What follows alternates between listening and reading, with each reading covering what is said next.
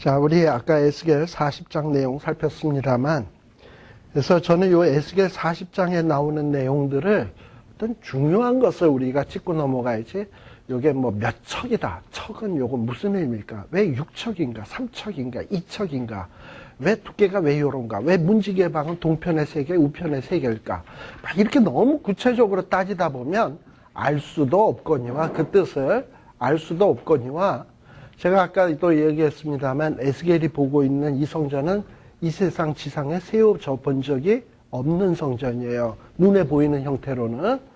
그러니까 이거는 뭔가 눈에 보이는 형태의 성전이 아니라 어떤 의미의 성전이거든요. 그렇기 때문에 우리가 어떤 여기서 말하는 의미를 추출하면 되는 것이지, 이거를 갖다가 요 척이 무슨 의미일까? 왜 방이 3개일까? 뭐 이런 식으로 따지고 들어가 보면 길을 잃어버려요. 그러니까 모세는 왜 이런 식으로 얘기할 수밖에 없냐? 아직도 모세는 율법 시대의 사람이기 때문에 율법 시대에 성막 얘기할 때 뭐가 몇 척 이런 식으로 얘기를 해왔고, 솔로몬의 성전도 뭐 몇 척 이렇게 설명이 되어 왔고, 그런데 미래에 보는 성전을 뭔가 사람들에게 이해를 시키려면 다 아직도 율법 시대에 사는 사람들인데, 그런 사람에게 하려면 뭔가 공통의 어떤 기준점으로 설명을 할 수밖에 없잖아요. 그러니까 이렇게 얘기를 하는 건데, 이걸 갖다가 우리도 똑같이 이걸 정확하게 요 척이 뭐 무슨 의미다라고 얘기를 하기 시작하면 길을 잃어버려요. 그래서 이 장차 보일 성전은 뭐냐? 그래서 제가 이미 전제적으로 이것은 장차 예수 그리스도로 말미암아 세워질 성전이다 전제를 하고, 그걸 전제로 했을 때 여기에 나타나는 의미들은 무엇인가? 라는 얘기를 지금 하고 있는 겁니다. 자, 그래서 17절에 보면 이제 이 바깥쪽에서부터 이제 여태까지는 그 바깥의 모양들을 대충 봤어요. 그리고 조금 안쪽에는 문지기들 있는 곳, 또 문, 이런 것들을 봤는데, 이제 그 문을 통과해서 어디로 들어왔냐? 성전 안에 제일 바깥들 쪽으로 딱 들어오게 되었습니다. 성전 안에 이제 문을 통과해서 들어온 거야. 들어와서 딱 성전 안에 딱 들어와 보니까, 바닥에 땅이 뭘로 깔려져 있냐? 박석이 깔려져 있대, 박석. 박석이 뭐예요? 자, 그리고 이 박석들이 쫙 깔려져 있어요. 성전 안에. 근데 이 박석이라는 게 뭐냐면 돌을 막 이렇게 깔아놓은 거야, 돌을. 그냥 맨 땅이 아니라 돌을 막 깔아놓은 거야. 우리가 보통 어떤 집에는 보면 조그만 이런 자갈 같은 거를 갖다가 바닥에다가 쫙 이렇게 깔아놓는 경우 있잖아요. 그런 식으로 이렇게 막 모난 돌들을 막 여러 개를 쫙 이렇게 깔아놨어. 이걸 왜 까냐? 보통 그냥 맨 먼지 바닥인 경우에, 흙 바닥인 경우에는 사람들이 지나다니다 보면 먼지가 일어나고 뭐 좀 이럴 수 있어요. 근데 이렇게 돌을 깔아놓으면 먼지가 안 일어나고 청결하다네. 그러니까 지금 이 박석 깔린 바닥이다라는 것이 의미하는 것이 뭐냐면, 이제 이 성전 안에는 먼지나 티끌이 날리지 아니하는 청결한 장소다라는 것을 보여주는 의미입니다. 자, 그래서 여기에 보면 청결한 어떤 이런 박석으로 쫙 깔려져 있어. 근데 각각의 여러 방들이 있어. 그 땅 위에 방들이 있는데, 이런 방들이 다 뭘로 깔려져 있냐? 박석 깔린 땅 위에 지어져 있는 것들이야. 우리가 주님의 교회 안에도 여러 방들이 있을 수 있어요. 왜냐하면 불러낸 자들의 모임이라는 게 다 똑같은 사람들의 모임이 아니잖아. 어떤 교회 안에는 목사님도 있고 교사도 있고 성가대원도 있고 지휘자도 있고 장로님도 있고 권사님도 있고 다 있어. 그러니까 방이 한 3, 40 여러 가지가 다 있어. 권사님 방, 장로님 방, 목사님 방, 성가대원 방, 방들 다 있을 거 아니야. 근데 그 방들의 공통점이 뭐냐? 다 뭐 깔린 땅 위에 있어? 박석 깔린 땅 위에 있다라는 것은, 교회 안에 속해 있는 모든 성도들이 각기 다 모양은 다르고 이렇게 방들도 다르고 할지 모르지만, 첫째 조건이 뭐냐면 청결이야. 깨끗한 자들만이 이 성전 안에 식구가 될 수 있는 거예요. 아시겠죠? 이런 어떤 깨끗한 박석 깔린 방들로 되어 있어요. 그리고 또 어떻게 하냐? 어떻게 돼 있냐 하면은 아랫문간에서 19절 아랫문간에서 안뜰 바깥문간 앞까지 청량을 하니 광이 일백척 동편과 북편이 일반이더라. 그래서 아주 일백척으로 아주 딱 규격이 딱 짜여져 있는 거야. 그래서 뭔가 하나님에 의해서 세워질 성전은 마구제비로 그냥 삐뚤빼뚤하게 되어진 성전이 아니라 뭔가 하나님의 규격에 맞게 착착 되어져 있는 성전이다라는 것을 보여주는 겁니다. 자, 그리고 이제 20절에서부터 23절에 나오는 내용인데요.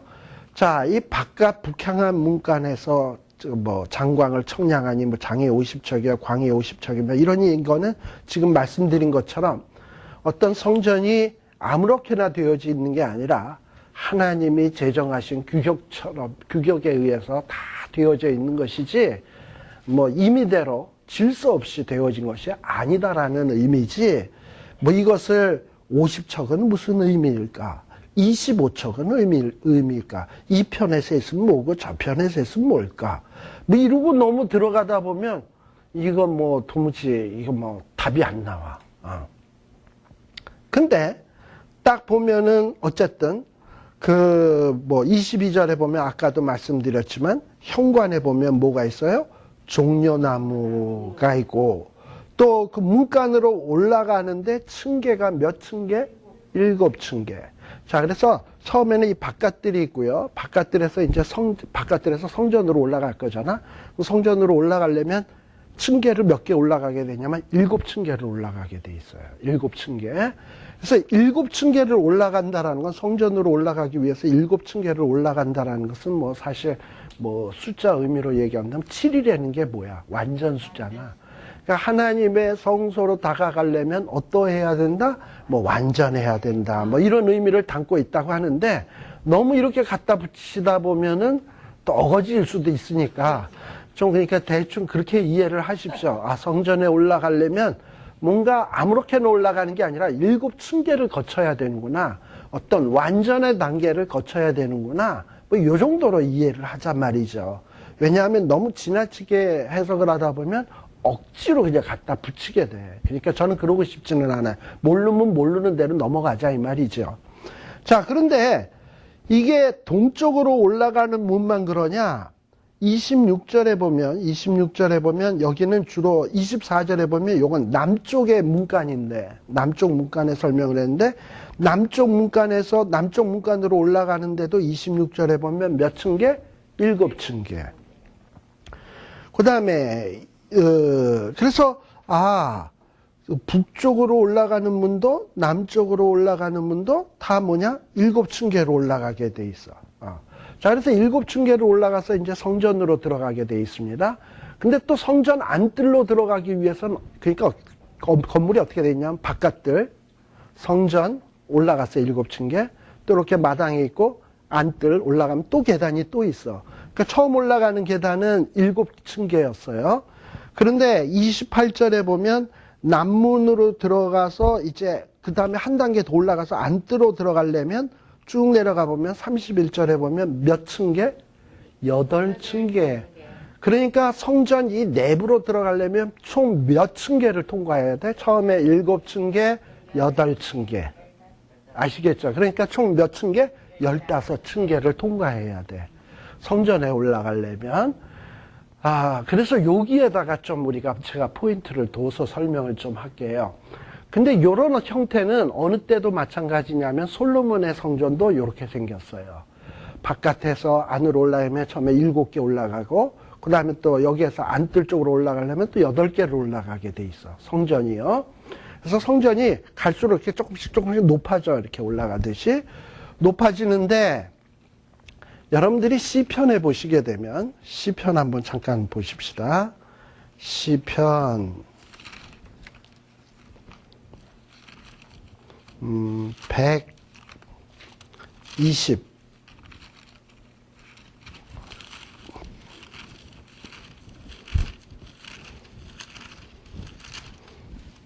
120편에서 찾으셨어요?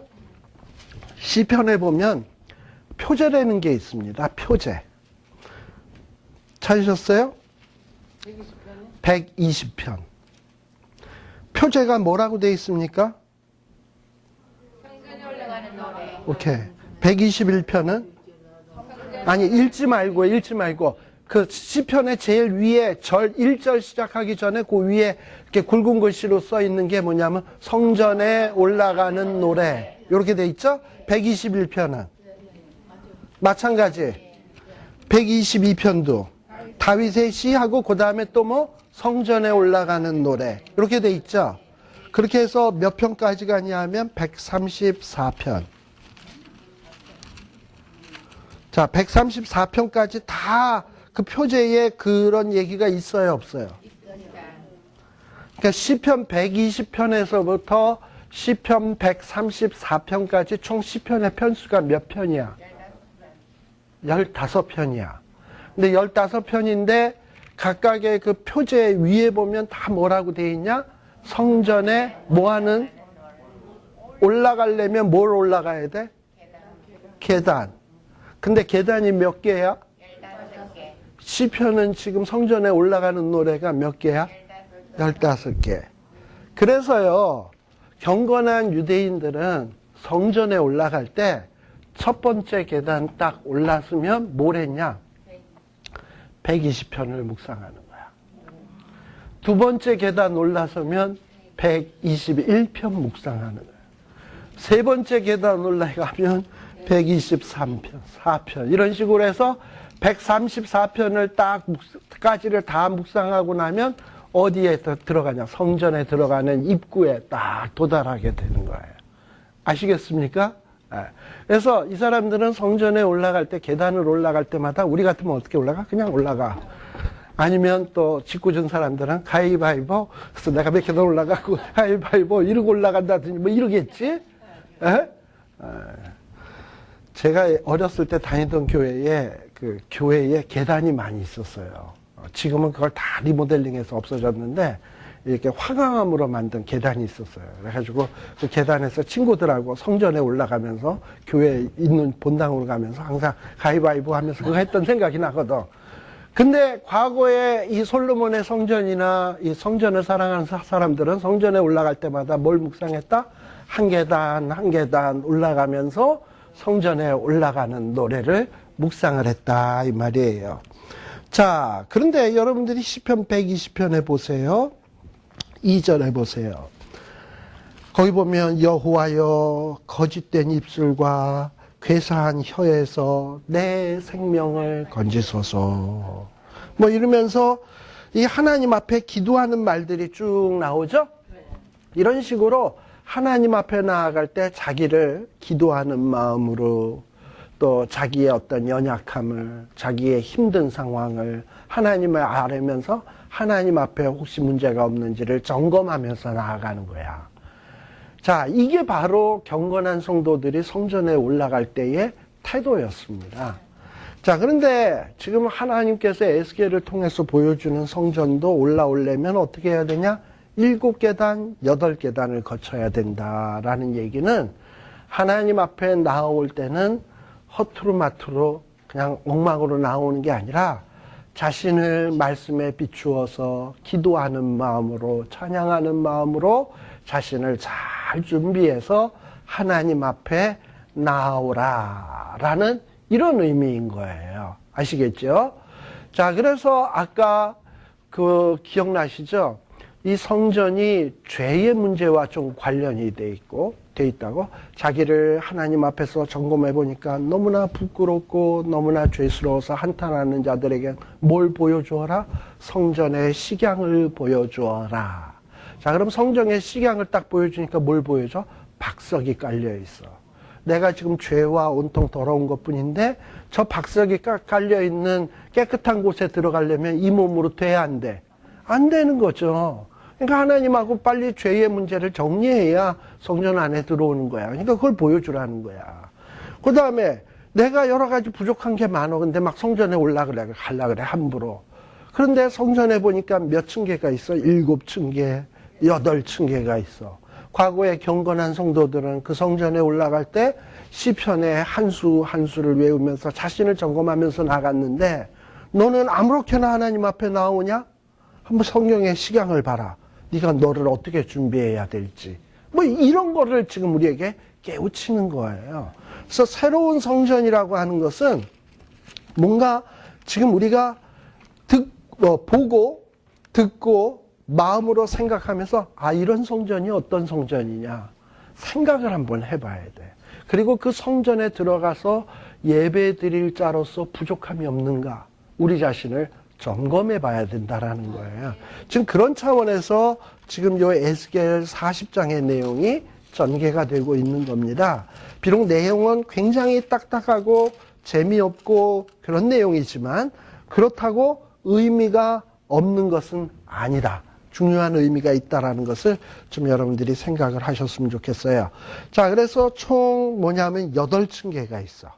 또 여러분들 32절에도 보면 동편으로 가서 동편 문간에도 보니까 34절에 보면 뭐가 있어요? 8층계가 있고 또 34절에 보면 그 문벽 위에 뭐가 새겨져 있어? 종려나무가 새겨져 있고.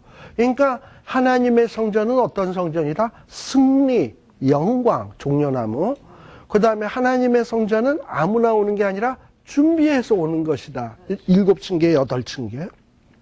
이런 의미가 있다는 거예요.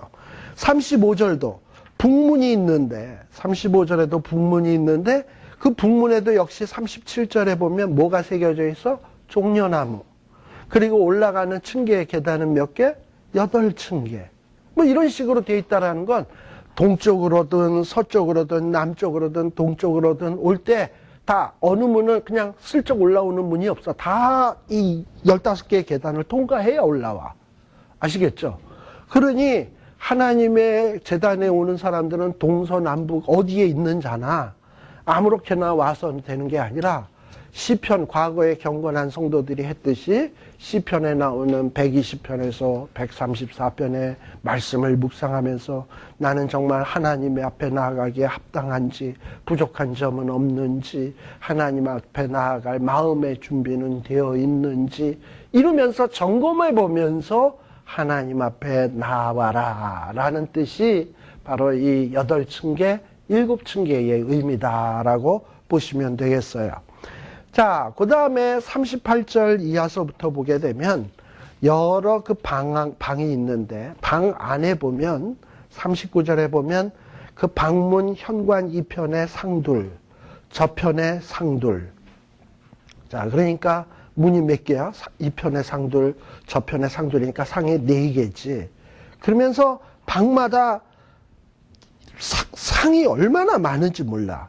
40절에도 보면 북문 바깥 입구로 올라가는 면 이편에 상둘, 문의 현관 저편에 상둘.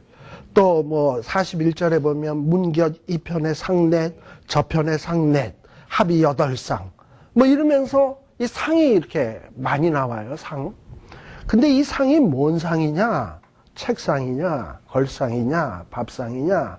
그게 아니라 이런 상들은 41절 끝에 보면 그 위에서 뭘 잡는다?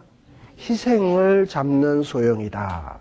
그러니까는 재물을 우리가 이렇게 죽이잖아요. 그리고 각을 뜨고, 그리고 불순물은 버리고, 그리고 깨끗한 것만 하나님 앞에 이제 태워드리거나 이러기 위해서 그 잡는 상이 있어. 그러니까, 거룩한 제사장들이 하는 곳이니까 그렇지만, 뭐 또 좀 험하게 얘기하면 백정들이 고기 이렇게 뜰 때 하는 그 상이나 마찬가지야. 험악한 상이야. 좌우지간 어떻게 보면. 그쵸? 그걸 제물로 바치니까 거룩한 상이지. 근데 성전 안에 이렇게 제물을 잡는 상이 여러 개가 있어요. 자, 우리들이 하나님 앞에 나올 수 있는 이유는 뭡니까? 사실 우리 죄 많은 우리가 하나님을 만날 수가 없어요. 만나면 죽어. 그런데 우리가 하나님 앞에 담대히 나올 수 있는 이유가 하나가 있다면 뭐냐면 예수 그리스도가 우리의 속죄 양이 되었기 때문에 그래요. 그래서 예수님이 십자가에 못 박혀 죽으시는 그날 성전의 휘막이, 그 성전의 휘막이라고 하면 지성소로 들어가는 휘막이에요. 휘막이 위에서부터 아래로 쫙 찢어졌습니다.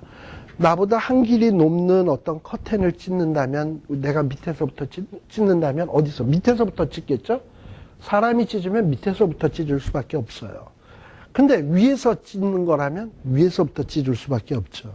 근데 성전의 휘막이 어떻게 찢어졌냐면 위에서부터 찢어졌다라는 것은 사람이 찢은 게 아니라 하나님이 찢었다라는 거예요. 그러니까 예수님이 십자가에 못 박혀 죽으시는 그 순간 하나님은 인간의 어떤 죄의 대가, 죄의 싹슨 사망인데 예수님이 대신 죽으셨기 때문에 그 사망의 대가를 다 받으신 거야. 그래서 이제 인간과 하나님 사이에는 죄의 문제가 없어졌어요. 그래서 누구든지 하나님 앞에 담대히 나올 수 있는 자격을 얻게 되었기 때문에 이제 지성소의 휘막은 필요 없다. 그래서 하나님이 푹 찢은 거야. 누구든지 이렇게 담대히 나올 수 있는 거예요. 그러나 담대히 나아가려면 뭘 의지해서 나가야 되냐? 예수 그리스도의 보혈의 공로를 의지해서 우리가 나갈 때 나갈 수 있는 거지, 예수님을 무시하고 간다면 그것도 또 나올 수가 없어요. 근데 이 성전에 들어오는 사람들은 그러니까 뭐가 필요하냐? 속죄의 양이 필요해. 희생의 양이 필요하단 말이에요. 그래서 방마다 하나님께 나아가는 자들은 뭘 잡아? 희생의 양을 잡아서 각을 뜨고 그거를 번제로 드리면서 하나님 앞에 나오게 돼 있어요. 그런데 오늘날 우리들은 이러한 제사를 드리냐 하면 아니야. 왜 안 드려도 되느냐? 히브리서 9장.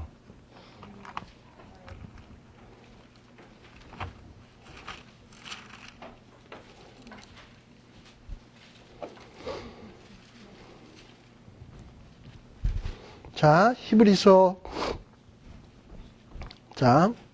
9장 11절.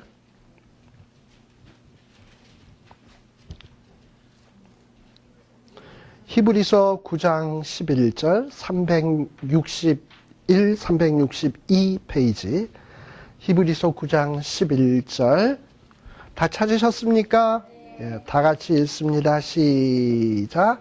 그리스도께서 장래 좋은 일에 대제사장으로 사 손으로 짓지 아니한 곧 이 창조에 속하지 아니한 더 크고 온전한 장막으로 말미암아 염소와 송아지의 피로 아니하고 오직 자기 피로 영원한 속죄를 이루사 단번에 성소에 들어가셨느니라 라는 말씀이 나오죠. 자, 여기에 보면 우리 예수님은 어떤 분이냐? 우리 예수님께서 손으로 짓지 아니한, 창조에 속하지 아니한 크고 온전한 장막을 우리 예수님은 만드세요. 아까 3주를 가지시고 청량하는 장대를 가지셨다 그랬죠? 네. 그리고 예수님은 그렇게 해서 성전을 지을 뿐만 아니라 우리가 그 성전 안에서 하나님을 만나러 오도록 하기 위해서 친히 속죄 제물이 되어 주시기도 했어요. 그래서 우리가 이제 주님 앞에 나아갈 때는 염소나 황소의 피, 암송아지 뭐 이런 걸로 우리가 하질 않아. 누굴 통해서 하냐? 예수 그리스도를 통해서 해요. 근데 12절에 보면 뭐라고 되어 있냐? 우리 예수님은 자기의 피로 뭘 이루었다? 영원한 속죄를 이루었다. 그리고 단번에 성소에 들어가 버렸다. 그러니까 이전에는 죄를 지으면 죄를 지을 때마다 양 잡아드려야 돼, 소 잡아드려야 돼. 그러니까 옛날에는 누구나 죄 지을 수 있냐면 부자만, 소 많은 사람이 죄를 지을 수가 있지, 소 없는 사람은 죄 문제를 해결할 능력이 없어. 자, 그런데 우리는 어떻게 되었냐? 소가 없어도, 양이 없어도 이제 누구만 믿으면 되냐? 예수님만 믿으면 이 죄의 문제가 그냥 단방에 해결이 돼버린 거예요. 자, 그러니 지금 방 문간마다 상이 있는데 상이 위에 있는 속죄 양은 결국 누구를 예표하는 거야? 예수 그리스도. 그러니까 교회에 나오는 사람은 이방 저방에 모여오는 사람들이 각기 다 달라요.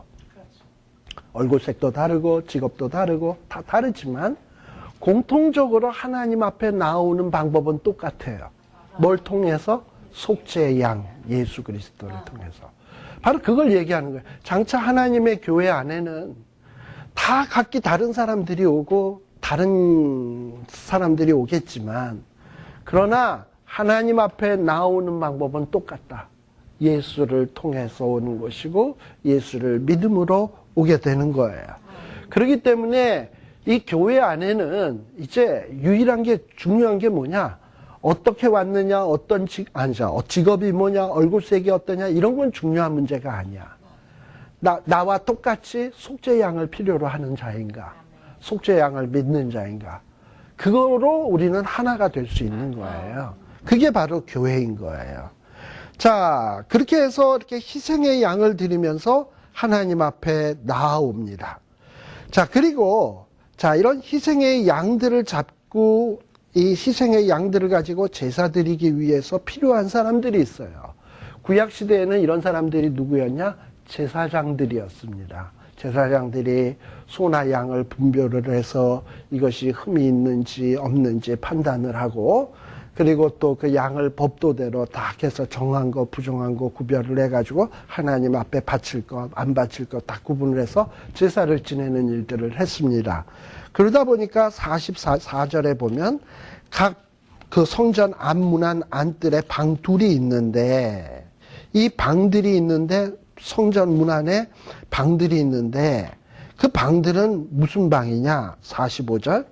남향한 이 방은 성전을 수직하는 제사장들이 쓸 것이요, 북향한 방은 제단을 수직하는 제사장들의 쓸 것이라 라고 돼 있어요. 그래서 성전 안에는 어떤 방들이 있냐면 제사장들이 기거하는, 수직하는, 그리고 자기 제사장들이 기거할 뿐만 아니라 직무도 볼 수 있는 방들이 이렇게 다 있어요. 원래 제사장이란 뭐냐?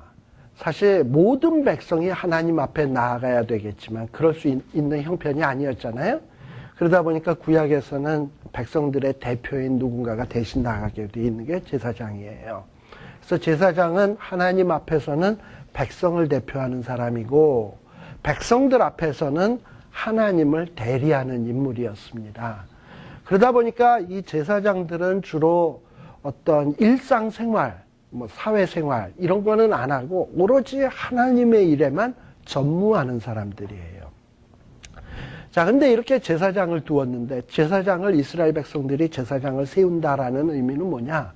사실은 우리 모두가 다 하나님 앞에 나아가야 될 제사장이지만 우리가 다 같이 못 나가니까 우리 중에서 레위 지파 안에서도 아론의 후손들을 구별해서 하나님 앞에 바치니, 이분들이 우리를 대신해서 풀타임으로 일을 하면서 성전에 관계된 일을 하니, 이분들이 일하는 그 풀타임으로 일하는 것이 곧 누가 하는 것이다? 우리 모든 백성이 하나님을 위해서 하는 것이다 라는 표로 제사장을 구별한 거예요. 그러니 이런 원리는 오늘날 교회의 원리도 똑같아. 우리가 먹든지 마시든지 무엇을 하든지 뭘 해라? 주의 영광을 위해서 해라. 그런데 실질적으로 먹든지 마시든지 무엇을 하든지 나 지금 주의 영광 위해서 하고 있다, 이런 게 마음에 별로 안 와닿는 때도 있죠. 예를 들면 그런 때도 있잖아 좀. 근데 사실은 그래야 되는데, 그러다 보니까 어떨 때는 내가 이 돈 버는 일이 이게 무슨 하나님의 영광 위해서인가, 좀 어떨 땐 좀 찝찝하기도 하고 이런데, 우리가 돈을 벌어서 생겨지는 11조를 하나님 앞에 드린단 말이지. 헌금을 드리면 또 그 11조를 가지고 교회를 위해서 사용되고, 그 11조를 또 제사장이나 성직자들이 풀타임으로 일을 하면서 우리 대신으로 일을 하잖아. 일을 하면 결국은 뭐냐 하면 그 일은 그 제사장만이 하는 게 아니라 11조를 낸 나도, 또 그 11조를 내기 위해서 여러 가지 사회적인 노동을 했을 거 아니에요? 그 노동하는 것 역시 하나님 앞에 바쳐짐이 되는 거예요. 그러니까 우리는 11조를 바침으로써 내 생활을 바치는 거야. 그리고 그 생활을 바친 거를 가지고 제사장들은 일반 생활을 안 하니까 또 거기에서 그들이 그거를 대신 먹으면서 주를 위해서 헌신을 하면 그걸 또 백성을 대신해서 일해 주는 거니까. 그러니까 제사장이나 나나 서로 혼연일체가 돼서 하는 거예요. 바로 이런 시스템이 구약의 제사 시스템이야. 그러다 보니까 제사장들을 위해서는 항상 방을 마련해 줘야 돼. 왜냐? 이 사람들은 일상생활에 직업이 없잖아. 일상생활에서 돈 버는 어떤 일도 없잖아. 그러니까 그런 생활을 누가 책임져 주나? 일반 성도들이 책임을 져준다라는 거예요. 자, 그 대신 그 제사장들은 일반 성도들이 내는 헌금과 또 이런 걸로 해서 살아간다면, 제사장들은 어찌 살아야 되냐? 또 성도들을 위해서 또 충성을 해야 되고 하나님을 위해서 죽기까지 충성을 해야 되는 거예요. 이게 가장 바람직한 거예요. 제가 예전에 이런 적이 한 번 있었어요. 제가 한 번 얘기한 적이 있는데, 뭐 들은 분도 있고, 안 들은 분도 있으니까는 제가 한 번 더 얘기를 하죠. 제가 과거에 어떤 심무하던 교회가 경제적으로 굉장히 어려웠던 때가 있었습니다. 그랬는데, 참 어려웠어요. 근데 저희 그 교회에는 교육원이라는 게 좀 있었어요. 교육원이라는 게 있어가지고 애들 데이케어 하는 게 있었는데, 근데 제가 몰랐으면 몰랐는데, 어느 날 보니까 데이케어에 이렇게 보니까 좀 이상한 점이 발견이 됐어요. 왜냐하면 그 데이케어 센터는 나라로부터 보조받는 게 좀 있어요. 애들이 오면 풀타임으로 온 사람들은 얼마, 나라에서 보조를 해주고, 해프타임은 얼마, 이렇게 보조를 해줘요. 근데 풀타임은 많이, 해프타임은 적게 보조를 해주죠. 그런데 이제 교육원의 그 사무 보는 직원들이 학부모들한테 뭐라고 얘기를 하냐 하면 분명히 해프타임 스튜던트인데 얘를 풀타임인 것으로 학부모들이 사인을 좀 해달라고 부탁을 하더라고, 학부모들한테. 근데 학부모가 우리 애는 해프타임으로 보내는데 얘를 왜 내가 풀타임으로 해야 돼? 사인하면서 이상하게 생각할 거 아니에요? 그러면 나라에서 보조를 많이 받으면 애들한테 더 먹을 것도 간식도 많이 해주고 이러니까 그래요. 이래가지고 이제 사인을 해달라니까 애들한테 혜택이 돌아간다니까 학부모들은 뭐 같은 한국 사람끼리고 뭐 교회가 그렇다는데 뭐 사인해주지 뭐. 그걸 사인해주지. 그래가지고 한 달에 들어오는 인컴이 얼마가 더 들어오느냐 하면 7,500불인가가 더 들어왔어요. 7,500불. 먼슬리 7,500불이 꽁돈이 들어오는 거야. 근데 제가 그걸 어떻게 알게 된 거예요. 근데 생각을 해보니까 기가 막히고 답답한 거죠. 그래서 어떻게 얘기를 했냐 하면, 우리 장로님들 당회를 모이면서 제가 이런 일을 몰랐으면 모르겠는데, 알고는 못 넘어갈 것 같습니다. 그랬어요.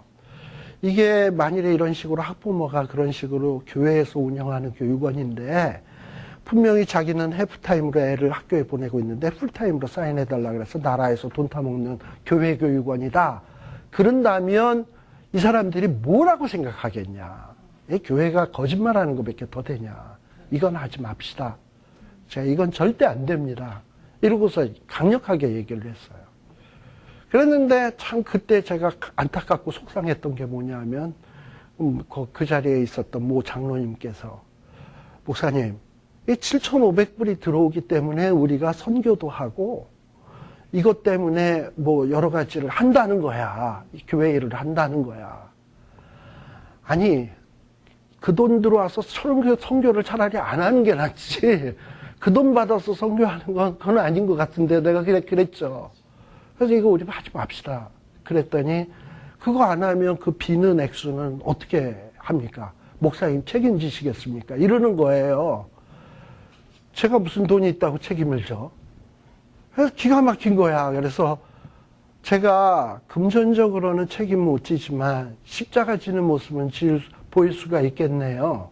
그때 제가 한 달 사례금이 2,300불이었습니다. 그랬는데 뭐 다 합해서 뭐 애들 교육비까지 다 합해서 2,300불 였는데 2,300불이었는데 제가 만일에 제가 책임을 진다면 제가 그때 원베드 살 때였는데 원베드 사는 것만 저에게 사례로 주시고 그리고 제가 나머지는 7,500불이 비니까 그거는 거기다 보태든지 그렇게 해서 합시다. 그래가지고 한 달에 600불씩을 2년을 받았습니다. 2년간을.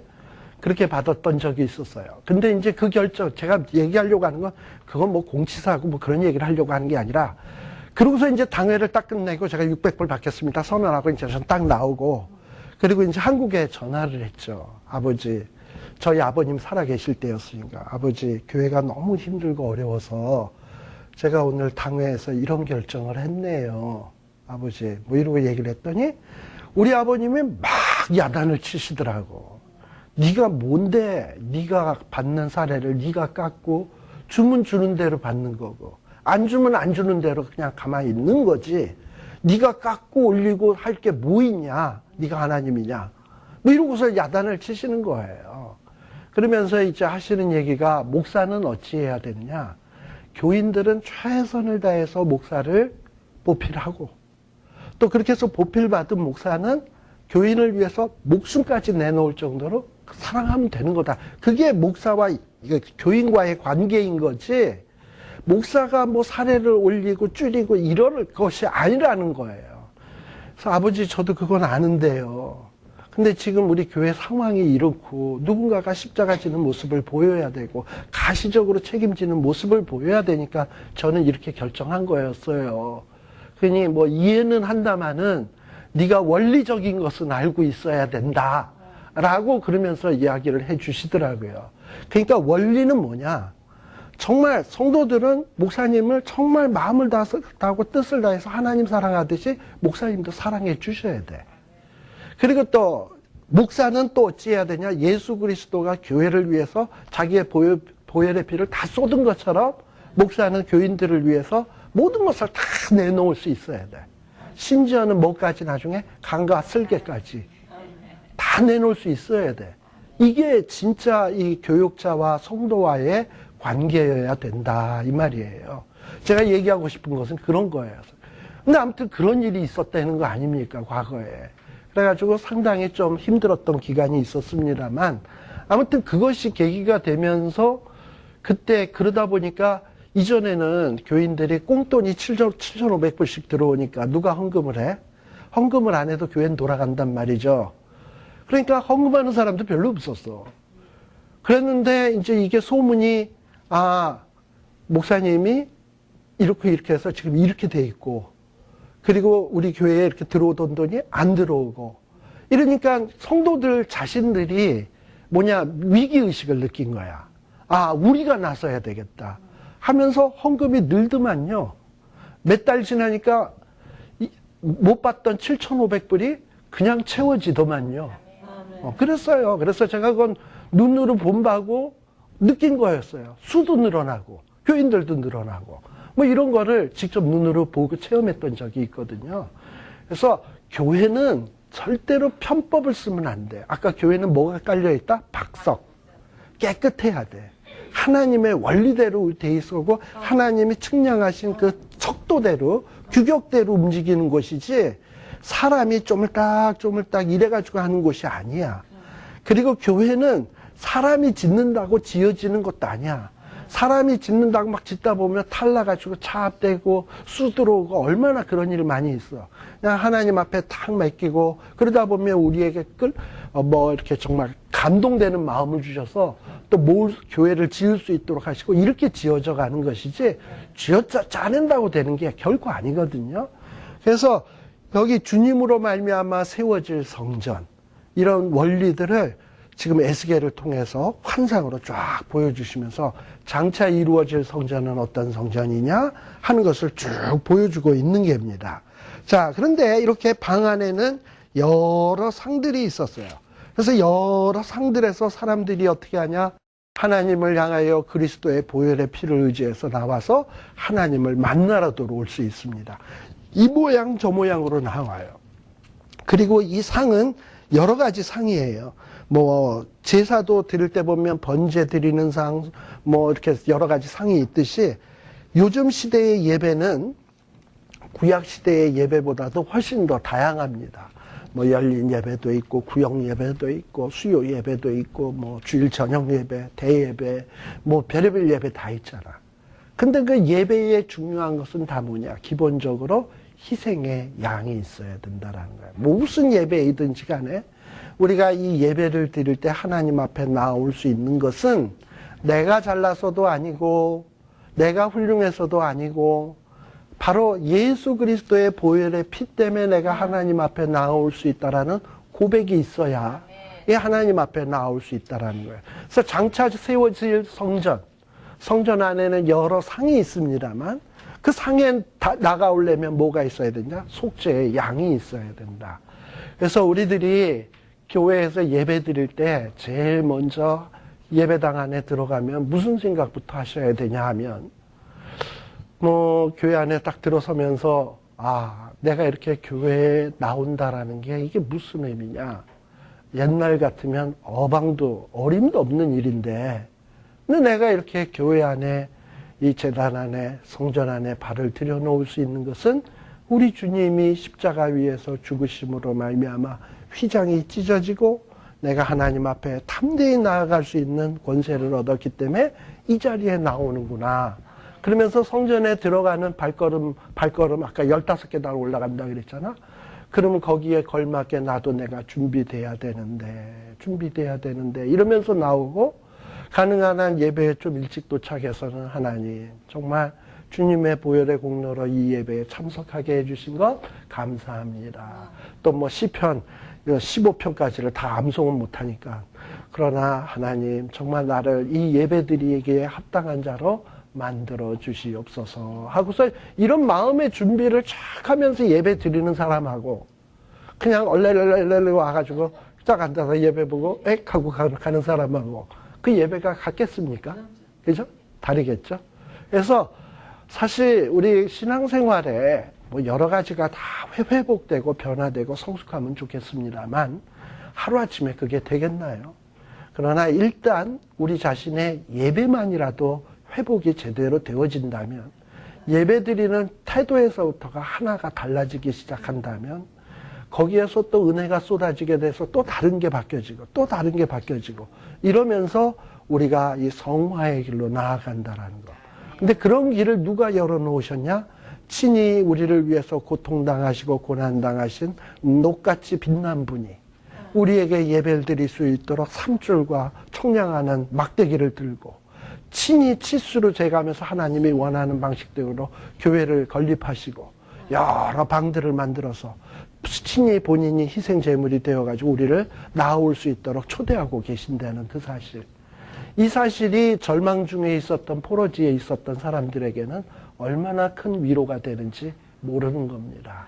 그래서 우리는 벌써 이런 은혜를 아는 사람들이에요. 그래서 정말 내일부터 주어지는 예배 속에서만이라도 정말 우리가 이렇게 하나님 앞에 담대하게 나온다라는 거.